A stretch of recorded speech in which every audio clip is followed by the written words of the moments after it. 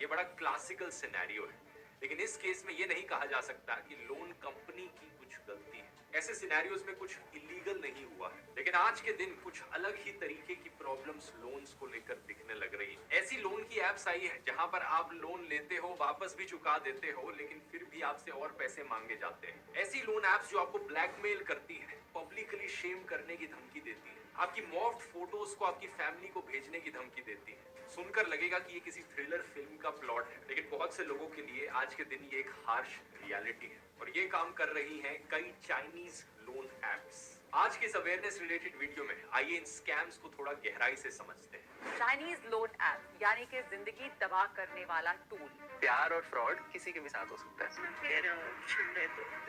They borrowed quick loans to support their families, but the killer Chinese loan apps got the better of them.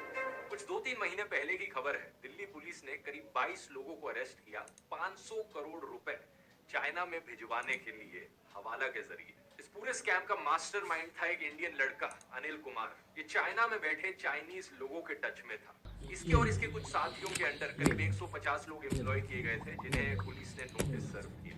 ये कोई इकलौती ऐसी खबर नहीं है, पिछले कुछ महीनों में ऐसी कई खबरें सुनने को मिली है जहां पर पुलिस ने या enforcement directorate in Chinese loan apps के केसेस में लोगों को अरेस्ट किया या फिर करोड़ों रुपए जब्त किए। पुलिस ने कहा कि इन इंडियन लोगों को हायर किया जाता था और ट्रेन किया जाता था चाइनीज नेशनल्स के द्वारा। इन्होंने कई शेल कंपनीज खोल रखी थी, यानी फर्जी कंपनीज, जिनके अपने इलीगल कॉल सेंटर्स थे। ये सब खबरें सुनकर आपको ये समझ जाना चाहिए कि ये कोई छोटा मोटा चोरी वाला स्कैम नहीं है। यहाँ पर प्रॉपर कंपनीज रजिस्टर करी जा रही हैं, प्रॉपर एड्रेसेस पर इंडियंस के आइडेंटिटी कार्ड यूज करके। इन कंपनीज में अपने डमी डायरेक्टर्स हैं, कंपनी की सील्स हैं, डिजिटल सिग्नेचर्स हैं, इन्हें पेमेंट गेटवेज के साथ लिंक किया जा रहा है। इन्होंने अपने कॉल सेंटर सेटअप कर रखे हैं, अपनी फोन की एप्स बना रखी हैं, सिर्फ और सिर्फ लोगों के साथ फ्रॉड करने के लिए। और इंटरेस्टिंग चीज ये है कि ये सिस्टम इतने अच्छे तरीके से काम कर रहा है कि कोई एक सिंगल चाइनीज लोन ऐप नहीं है, बल्कि ढेर सारी एप्स हैं ऐसी मार्केट में। पुलिस ने भी कई सारे सेपरेट इंसिडेंट्स इसके देखे हैं देश भर में होते हुए। पिछले साल मार्च में हैदराबाद पुलिस ने एक ऐसा रैकेट बस्ट किया। कर्नाटका के 2 लड़के बेंगलुरु से कॉल सेंटर ऑपरेट कर रहे थे एक चाइनीज सिटीजन की इंस्ट्रक्शंस के अंडर। हाल ही में एक 32 साल के चाइनीज सिटीजन बैंग चेंगुआ को अरेस्ट किया गया चंडीगढ़ पुलिस के द्वारा। इस अरेस्ट में 20 और इंडियन लोग भी थे। इनमें से एक इंडियन आदमी था जीतू बड़ाना करके, जो इस स्पेसिफिक रैकेट में मेन आदमी था। चंडीगढ़ पुलिस ने इसका कन्फेशन वीडियो अपने ट्विटर हैंडल पर भी शेयर किया था। कॉल हम उसको जब करते हैं तो उसको हम डायरेक्टली बोलते हैं कि आपका लोन का पेमेंट है, आपको इतना पेमेंट करना है। हम उनको डराते धमकाते हैं ताकि वो पेमेंट कर दें। इस वीडियो में ये समझाता है कि किस तरीके से चाइनीज लोन एप्स लोगों को बेवकूफ बनाकर उनके साथ फ्रॉड कर रही हैं। तो बात कुछ ऐसी है दोस्तों, ये सारी एप्स गूगल के प्ले स्टोर पर आपको मिल जाएंगी। इनके कुछ भी अजीबोगरीब नाम हो सकते हैं, Jeetu loan, Handy loan, Insta loan, easy loan. जब आप इन एप्स को अपने फोन पर डाउनलोड करते हो और इंस्टॉल करते हो, इन एप्स में लॉग इन करने के लिए ये आपका फोन नंबर मांगती है। कौन लोग हैं जो इन एप्स को डाउनलोड करना चाहेंगे? आम जनता, जिन्हें सख्त लोन की जरूरत है और जिन्हें आसानी से लोन मिल नहीं पाता। स्पेशली वो लोग जिनकी कोई क्रेडिट हिस्ट्री नहीं है। हाउसवाइफ, स्टूडेंट्स, यंग लोग ये इन एप्स की तरफ आकर्षित होते हैं क्योंकि ये एप्स ऑफर करती हैं कि देखो हम बिना किसी कॉम्प्लिकेटेड प्रोसेस के आपको लोन दे देंगे, इंटरेस्ट फ्री लोन देंगे। तो जब इन एप्स को फोन पर इंस्टॉल किया जाता है, ये एप्स आपसे परमिशन मांगती हैं आपकी कॉन्टैक्ट लिस्ट और फोटो गैलरी एक्सेस करने का। फिर आप लोन लेने के लिए इन एप्स में अपनी आधार कार्ड और पैन कार्ड की कॉपीज अपलोड करते हैं, अकाउंट डिटेल्स डालते हैं और इसके बाद मोस्ट केसेस में एक्चुअली में ये कंपनीज आपके बैंक अकाउंट में कुछ पैसा डिपॉजिट कर देती है, आपको पैसा लेंड कर देती है। इस पॉइंट पर शायद आपको देखकर लगे कि ये तो बढ़िया है, अच्छा खासा लोन मिल गया, इतनी जल्दी लोन मिल गया। लेकिन प्रॉब्लम्स करीब 1 हफ्ते बाद शुरू होती है। 1 हफ्ते बाद ये लोग कॉल करते हैं आपको और अपना लोन का पैसा वापस मांगते हैं। इतना ही नहीं, एक्चुअली उससे कहीं ज्यादा और पैसा वापस मांगते हैं। इनके पास आपका नंबर होता है, ये आपको व्हाट्सएप पर मैसेज करते हैं। अगर आप पैसा वापस नहीं देते तो ये मैसेजेस धीरे धीरे हरासमेंट की कैटेगरी में आने लग जाते हैं। व्हाट्सएप पर आपको ब्लैकमेल किया जाता है, धमकाया जाता है। ये आपसे कहेंगे कि हम पुलिस में रिपोर्ट डलवा देंगे, हम एफआईआर करवा देंगे। कौन लोग हैं वैसे?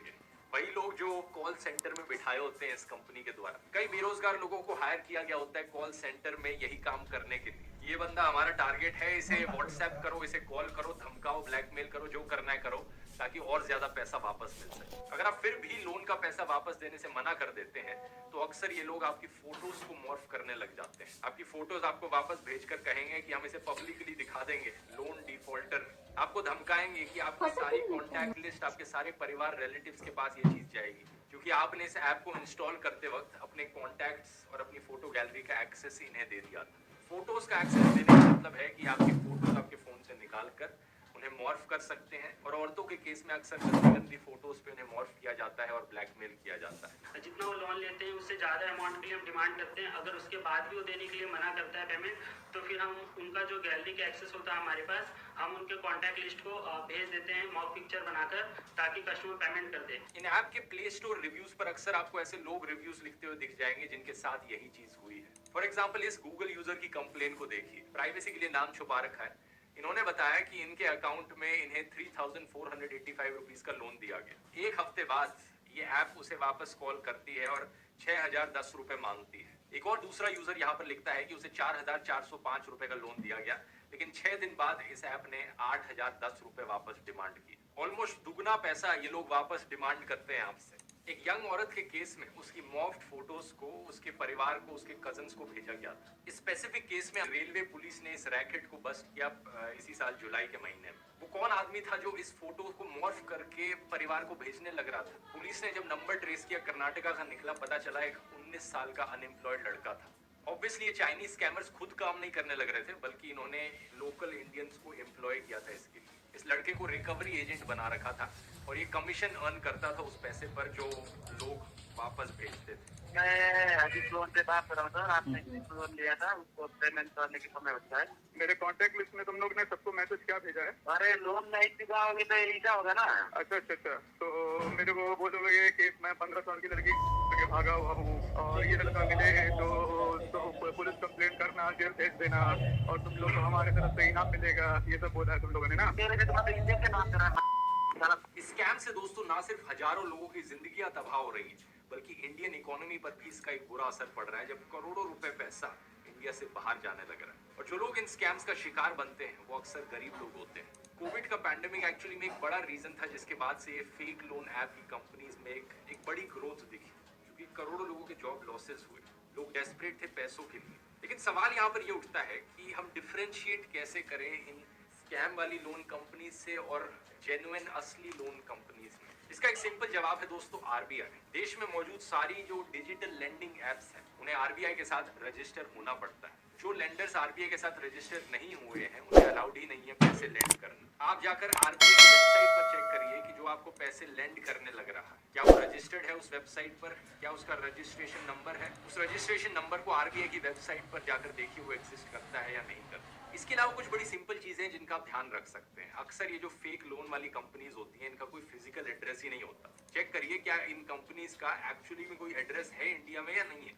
दूसरा, अक्सर इन फेक लोन एप्स की कोई एक्चुअल वेबसाइट तक नहीं होती। देखिए जाकर कोई इनकी वेबसाइट है, जो भी जेन्युइन कंपनी होगी लोन देने वाली उनकी वेबसाइट तो जरूर होगी। अगर वेबसाइट है तो ये चेक करिए क्या वेबसाइट सिक्योर है। वेब पेजेस के साइड में अक्सर ये पैडलॉक का सिंबल बना आता है, इससे पता चलता है कि एक वेबसाइट सिक्योर है या नहीं है। दूसरा, जिन वेबसाइट्स का URL HTTPS से शुरू हो रहा है वो वेबसाइट सिक्योर होती है। जो वेबसाइट सिर्फ HTTP से शुरू होती है उन पर इतना ट्रस्ट नहीं किया जा सकता। ये चीज वैसे ऑलमोस्ट हर तरीके की वेबसाइट के लिए एप्लीकेबल है। कभी HTTP वेबसाइट्स को ट्रस्ट मत कीजिए ज्यादा।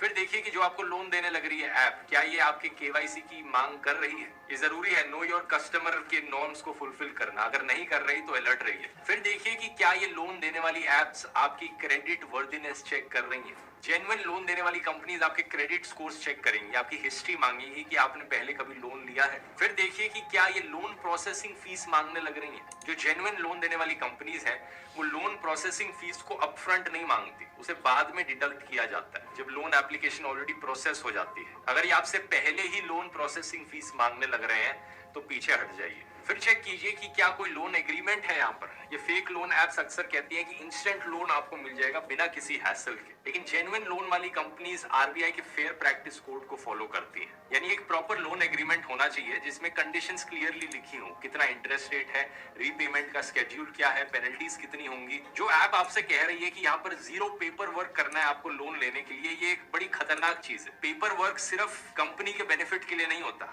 आपके बेनिफिट के लिए भी होता है। अगर आप कोई कॉन्ट्रैक्ट या एग्रीमेंट साइन करते हैं, उस पर जो इंटरेस्ट रेट लिखा हुआ है, उस पर जो रीपेमेंट की डेट लिखी हुई है, उससे आपके राइट्स प्रोटेक्टेड रहते हैं। तो अगर आप ऐसी कोई फेक लोन एप्स को अपने सामने देखते हैं, ना सिर्फ चौकन्ने होकर अपने आप को बचाइए बल्कि बाकियों को भी बचाइए। आरबीआई को रिपोर्ट कीजिए, पुलिस के साइबर सेल को रिपोर्ट कीजिए या गूगल पर ही ऐप को रिपोर्ट कर दीजिए। अब यहाँ यहाँ पर स्कैम्स की बात कर ही रहे हैं तो एक और स्कैम के बारे में मैं आपको बताना चाहूंगा जो YouTube के कमेंट सेक्शन में होने लग रहा है नीचे। लेकिन उससे पहले यहाँ पर मैं आपको एक कुकू एफएम पर ऑडियो बुक रेकमेंड करना चाहूंगा स्कैम से ही related, Jamtara phishing capital of India. ये ऑडियो बुक और डिटेल में जाती है कि कैसे बड़े बड़े लेवल पर स्कैम्स किए जाते हैं। फिशिंग स्कैम्स जो टारगेटेड स्कैम्स होते हैं बड़े बड़े सेलिब्रिटीज के ऊपर, बॉलीवुड सुपरस्टार्स के ऊपर। बड़ा ही इंटरेस्टिंग है समझना कि ये सब कैसे काम करता है। कुकू एफएम को नहीं जानते, एक बढ़िया ऑडियो लर्निंग का प्लेटफॉर्म है जहां पर ढेर सारी ऐसी ऑडियो बुक्स आपको सुनने को मिलेंगी। आमतौर पर इसकी कॉस्ट होती है 399 रुपीज, लेकिन अगर आप कूपन कोड थ्रू 50 इस्तेमाल करेंगे आपको साल भर की कॉस्ट पड़ेगी सिर्फ 199 रुपीज। इसका लिंक नीचे डिस्क्रिप्शन में मिल जाएगा, जाकर चेकआउट कर सकते हैं। और अब बात करते हैं कमेंट सेक्शन वाले स्कैम्स की। तो बात क्या है दोस्तों, जब आप नीचे कमेंट्स लिखने लग रहे हैं, अक्सर ये स्कैमर्स आपके कमेंट्स का रिप्लाई करेंगे फेक अकाउंट्स के जरिए। इन्होंने फेक अकाउंट्स अक्सर यूट्यूबर के नाम पर बना रखे होते हैं। तो जैसे मेरे वीडियोस के नीचे आप कमेंट कर रहे हैं, आपको अब एक रिप्लाई आएगा ऐसे अकाउंट से जिसे देखकर आपको लगेगा कि मैंने ही आपको रिप्लाई किया हो। ऑब्वियसली फर्क यहाँ पर यह है कि जब मैं एक्चुअली में रिप्लाई करता हूँ आपके कमेंट्स को तो एक टिक बना आता है साइड में, लेकिन इन फेक अकाउंट्स में वो टिक नहीं होता। तो ये स्कैमर्स आपके रिप्लाई में क्या लिखते हैं, thanks for watching, you have won the lucky giveaway, message me on Telegram to win the gift. सही सुना आपने दोस्तों, इस स्पेसिफिक केस में मसाज लिखा गया था, मैसेज नहीं। कई बार इतने अनपढ़ होते हैं ये स्कैमर्स, लेकिन अगर इन छोटी छोटी डिटेल्स को आप नोटिस नहीं करेंगे तो अक्सर लोग इनका शिकार बन जाते हैं। जैसे कि एक 8th क्लास के बच्चे के साथ हुआ जो मेरे वीडियोस देखने लग रहा था और उसने मुझे ये ईमेल में लिखकर बताया। तो हुआ क्या कि ये स्कैमर YouTube के कमेंट सेक्शंस में रिप्लाई करके कहता है कि मुझे टेलीग्राम पर मैसेज करो। इसने एक मेरे नाम पर फर्जी टेलीग्राम का अकाउंट बना रखा है, ध्रुव राठी @giveaway करके। ये स्कैमर कहता है कि आप आईफोन जीत गए हो एक गिव अवे में, क्या आप इस आईफोन को लेना चाहोगे? आप शायद अपनी एक्साइटमेंट में आकर रिप्लाई कर देते हो कि हाँ क्यों नहीं। फिर वो स्कैमर कहता है कि आपको एक डिलीवरी एजेंट कांटेक्ट करेगा।